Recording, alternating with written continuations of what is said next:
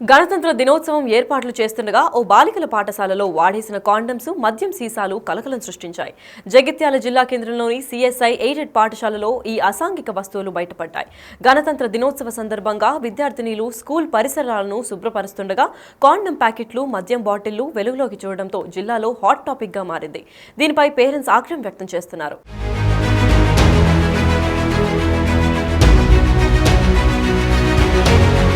దేశవ్యాప్తంగా గణతంత్ర దినోత్సవ వేడుకల కోసం అన్ని ప్రభుత్వ, ప్రైవేట్ పాఠశాలలు, ప్రభుత్వ కార్యాలయాలు ముస్తాబవుతున్నాయి. ఇందులో భాగంగా జగిత్యాల జిల్లా కేంద్రంలోని Christian school international CSI aided బాలికల పాఠశాలలో ఏర్పాట్లు ప్రారంభించారు. అయితే ఈ పాఠశాలలోని నిబంధనలకు విరుద్ధంగా విద్యార్థుల చేత పాఠశాలను శుభ్రం చేయించారు.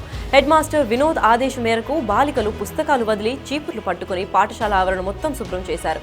ఈ క్రమంలో స్కూల్ పరిసరాల్లో కాండమ్ ప్యాకెట్లు, తాగి పడేసిన మద్యం బాటిళ్లు దొరికాయి. దీంతో స్కూల్ విద్యార్థినీలు షాక్ అయ్యారు. విషయాన్ని టీచర్ల దృష్టికి తెచ్చారు. మరోవైపు ఈ విషయం బయటకి పొక్కడంతో మీడియా ప్రతినిధులు వెళ్లి ఆరా తీశారు.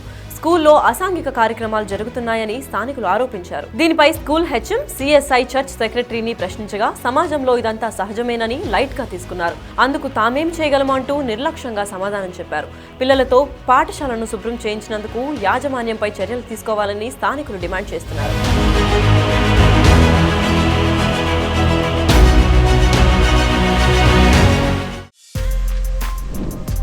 For more videos like this, subscribe Big TV channel.